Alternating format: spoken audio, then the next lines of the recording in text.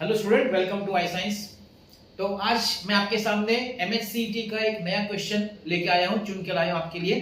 ये आपका एक्चुअली 2023 का क्वेश्चन है और ये चैप्टर जो है वो ऑसिलेशंस है।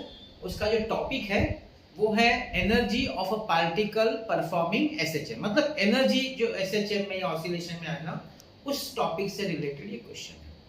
तो मैंने काफी, जैसे मैंने आपको कहा, मैं काफी रिसर्च करके जो मुझे अच्छे क्वेश्चन लगते हैं जिसमें थोड़ा ट्रिकी हो, ऐसे क्वेश्चन मैं चुनता हूं आपके लिए। और मेरा ये, आप जानते हैं कि मेरा ये सिद्धांत है, मतलब ये मैं फॉलो करता हूं कि मैं सिर्फ प्रॉब्लम को सॉल्व ना करूं, मैं प्रॉब्लम के ऊपर का जो कंसेप्ट है वो पहले मैं अपने स्टूडेंट को समझाऊं, जिससे कि मेरा स्टूडेंट एक बार ये देख ले, चाहे एक ही प्रॉब्लम हो, देखने के बाद उसे एटलीस्ट काफी समय तक याद रहेगा, वो कंसेप्ट याद रहेगा, उससे रिलेटेड कोई सम आएगा तो कर जाएगा, है कि नहीं। तो ये मेरा एम है और मेरा मिशन यही है कि जो स्टूडेंट मेरे से सीखे फिजिक्स, उनको फिजिक्स से प्यार हो जाना चाहिए। चलिए देखता हूं कहां तक मैं कामयाब होता हूं इसमें।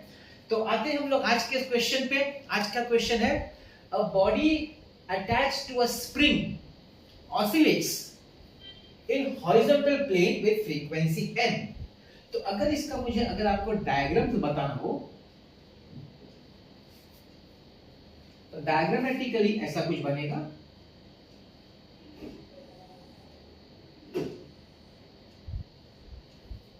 तो यहां पे सपोज एक सरफेस है, यहां पे एक स्प्रिंग है, यहां एक बॉडी है, ठीक है। अब ये सपोज इसका मीन पोजीशन है, इस बॉडी का ये मीन पोजीशन है। अब आप इसको पुश करो या पुल करो और बॉडी ऑसिलेट करेगी अराउंड, यही उन्होंने बोला horizontal plane, they are talking about horizontal plane, और ये बॉडी ऑसिलेट करेगी। अब जब बॉडी ऑसिलेट कर रही है तो एक चीज हम जानते हैं कि उसमें रिस्टोरिंग फोर्स जो एक्ट होता है F, that is equal to minus kx। के आप जानते हैं, के को हम लोग फोर्स कांस्टेंट बोलते हैं, याद करिए। के जो है फोर्स कांस्टेंट है, उसका एंगुलर फ्रीक्वेंसी से रिलेशन है m omega square, angular frequency omega है, और उस ओमेगा से इसका रिलेशन क्या है, इस के का जो फोर्स कांस्टेंट है, या स्प्रिंग को यहाँ पे स्प्रिंग कांस्टेंट बोलते हैं, जनरली इसको हम लोग फोर्स कांस्टेंट बोलते हैं, ठीक है। तो ये फोर्स कांस्टेंट का रिलेशन है m ओमेगा स्क्वायर। अब जब ये वेलोसिटी, जब ये ऑसिलेट कर रही है तो इसमें एनर्जी भी होगी, ठीक है। तो एनर्जी, इसमें दो मैकेनिकल एनर्जी होती है, काइनेटिक एनर्जी होती है, पोटेंशियल एनर्जी होती है, इसका डेरिवेशन भी है। डेरिवेशन के पार्ट पे तो मैं नहीं जा रहा, लेकिन मैं आपको फॉर्मूला बता देता हूं। इसका जो काइनेटिक एनर्जी है उसका फॉर्मूला है half k a square minus x square, ये काइनेटिक एनर्जी है। ये kinetic energy at any point, मतलब जहां पे मीन पोजीशन से डिस्प्लेसमेंट x होगा ना, उस जगह की काइनेटिक एनर्जी है। और उसी जगह वही एट एनी पॉइंट x, अगर आपको वहां पे पोटेंशियल एनर्जी पता करना है तो उसका फॉर्मूला है हाफ के एक्स स्क्वायर। अब यहाँ पे जो बात हो रही है ना क्वेश्चन की, यहाँ पे टोटल एनर्जी की बात है, टोटल एनर्जी। तो अगर हमको टोटल एनर्जी की बात करनी है तो total energy is the sum of kinetic energy plus potential energy. Kinetic energy कितना है भाई, half k a square minus x square plus potential है हाफ के एक्स स्क्वायर।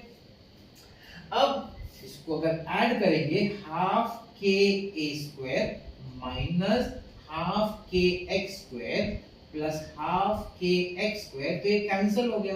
तो आपका जो टोटल एनर्जी है किसका, जो पार्टिकल, जो बॉडी, जो एसएचएम, लीनियर एसएचएम जो परफॉर्म कर रही है, उस बॉडी के पास जो टोटल एनर्जी होता है वो है हाफ के ए स्क्वायर। ए क्या है भाई, एम्पलीट्यूड है, के क्या है भाई, फोर्स कांस्टेंट है। तो यही फॉर्मूला इस क्वेश्चन में यूज होने वाला है, क्योंकि ये बात कर रहा है टोटल एनर्जी।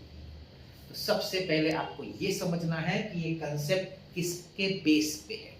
तो ये बेस है टोटल एनर्जी का। चलिए मैं इसको लिखता हूं, पहला फॉर्मूला जो यहां पे मैं यूज करूंगा, E is equal to half k a square, ठीक, ये हो गया। अब आगे देखिए, अब ये क्या पूछ रहा है, ये पूछ रहा है कि व्हाट इज द वेलोसिटी का, ये चार ऑप्शन दिया है, वेलोसिटी का क्या फॉर्मूला होगा at the mean position, mean position. अब देखिए, अब हम वेलोसिटी की बात करते हैं, इसका भी डेरिवेशन है आपके पास। वेलोसिटी का जो फॉर्मूला, बेसिक फॉर्मूला है, जनरल फॉर्मूला, ओमेगा रूट ए स्क्वायर माइनस एक्स स्क्वायर, ये आपका बेसिक फॉर्मूला है। मतलब at any displacement x, mean position से x डिस्प्लेसमेंट पे जो पार्टिकल SHM परफॉर्म कर रहा है उसका वेलोसिटी का ये फॉर्मूला है। लेकिन अब ये बात कर रहा है मीन पोजीशन की, ध्यान देने वाली बात है, ये बात कर रहा है क्या होगा वेलोसिटी मीन पोजीशन। अब आप सोचिए, जब कोई बॉडी ऑसिलेट कर, अगर आपको ऑसिलेशन याद हो, ऑसिलेशन तो एक्सट्रीम पोजीशन, जब वो एक्सट्रीम, देखो एक्सट्रीम होता है, मीन होता है, एक्सट्रीम होता है। एक्सट्रीम पोजीशन पे बॉडी रुक जाती है, क्यों रुक जाती है? क्योंकि उसको वापस आना है, ठीक है ना। मतलब एक्सट्रीम पोजीशंस पे तो वेलोसिटी जीरो होती है, इसका मतलब मीन पोजीशन पे जहां पे डिस्प्लेसमेंट जीरो है, क्योंकि वहां पे अगर बॉडी होगी तो no displacement from mean position, तो उस समय x जीरो होगा, लेकिन वेलोसिटी मैक्सिमम होती है। जो ऑसिलेशन की जो मैक्सिमम वेलोसिटी होती है वो मीन पोजीशन पे होती है। तो अगर मुझे v max लिखना है, v max, तो v max क्या हो जाएगा? Omega root a square minus zero, तो रूट निकलेगा तो ओमेगा a हो जाएगा। ठीक, हमको यही ढूंढना है, हमको यही पूछा उन्होंने कि भाई वेलोसिटी कितनी होगी, लेकिन इस फॉर्म में नहीं, उनको E और K के फॉर्म में आंसर, बस यही है फॉर्मूला, ये है, लेकिन उनको इस फॉर्म में आंसर चाहिए, नो प्रॉब्लम। अब यहां ध्यान दीजिएगा, E is equal to half, K की जगह देखिए मैं क्या लिख रहा हूं, m omega square, m omega square a square. क्यों लिखा? देखिए अब आप समझेंगे क्यों लिखा मैंने ऐसा K का। ओमेगा स्क्वायर ए स्क्वायर है कि नहीं इधर ओमेगा ए, और ये v मैक्स इसी वेलोसिटी की बात हो रही है, तो हम लिख सकते E is equal to half m omega a the whole square. क्यों लिखा मैंने ऐसे? क्योंकि मैं ओमेगा ए की जगह ये v जो मीन पोजीशन है वो लिख सकता हूं, तो E is equal to half m v। अब v लिखो या मीन पोजीशन जो भी, चलो मैं मीन पोजीशन वाली वेलोसिटी होल स्क्वायर, क्योंकि वही चाहिए मुझे। अब मुझे ये फाइंड किया, तो cross multiply 2e upon m is equal to v mean the whole square. क्या मुझे आंसर आया ऑप्शन के हिसाब से? नहीं, प्रॉब्लम अभी भी है थोड़ा। चलो भाई e आ गया, लेकिन k में चाहिए फ्रीक्वेंसी, क्योंकि यहां बोला है कि फ्रीक्वेंसी n है। अब फ्रीक्वेंसी कहां से आती जानते हैं आप? फ्रीक्वेंसी आती है आपके एंगुलर फ्रीक्वेंसी से। ओमेगा का फॉर्मूला आपको याद होगा, omega is equal to 2 pi n, है कि नहीं? मतलब इसमें मुझे कैसे भी करके ओमेगा लाना पड़ेगा, और देखिए सबके ऑप्शंस में k भी है तो a भी लाना पड़ेगा। कैसे आएगा? यहीं से आएगा। अभी m, अगर मुझे ये m, देखिए आंसर में m नहीं है, मतलब मुझे m हटाना है, सिंपल बात, m हटाना है। तो v mean the whole square is equal to 2e upon, मुझे m नहीं चाहिए आंसर में, तो यहां से देखिए m का वैल्यू क्या हो जाएगा? k, और ओमेगा स्क्वायर नीचे आ जाएगा, तो यहां पे हो जाएगा k अपॉन ओमेगा स्क्वायर। अब ये जो डिनोमिनेटर में, डिनोमिनेटर ऊपर चला जाएगा, तो this will be equal to omega square 2e upon k, है कि नहीं? ये है आपका v मीन स्क्वायर। तो सिर्फ v मीन निकालना है तो आपको स्क्वायर रूट लेना पड़ेगा।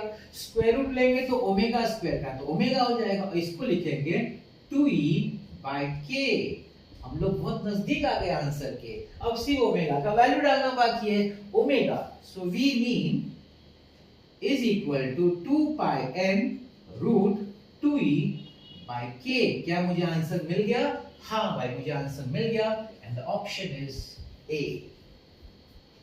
तो इस तरह का सम था आपके 2023 का सम, बेस्ड ऑन ऑसिलेशन का एनर्जी। तो आज का यही सम था आपके लिए। आई होप आपको ये सम इजी लगा होगा, इसका कंसेप्ट समझा होगा, फॉर्मूला क्या यूज हो रहा है, क्यों यूज हो रहा है। देखिए क्या यूज हो रहा है तो समझ में आता है, क्यों यूज हो रहा है ये समझना ज्यादा जरूरी है। तो आज का वीडियो यहाँ पे मैं कंप्लीट कर रहा हूँ आपके लिए सम का। नेक्स्ट वीडियो में आपके लिए एक और सम लाऊंगा, एक अलग टॉपिक का, अच्छा सा चुन के लाऊंगा जिसमें थोड़ा सा दिमाग लगे, थोड़ा सा ट्रिकी हो। आप देखते रहिएगा मेरा वीडियोस, अपने कमेंट्स में मुझे बताते रहिएगा आपको कैसा लगता है, और अगर अच्छा लगता है तो लाइक शेयर और सब्सक्राइब जरूर करिएगा and thank you so much for watching this.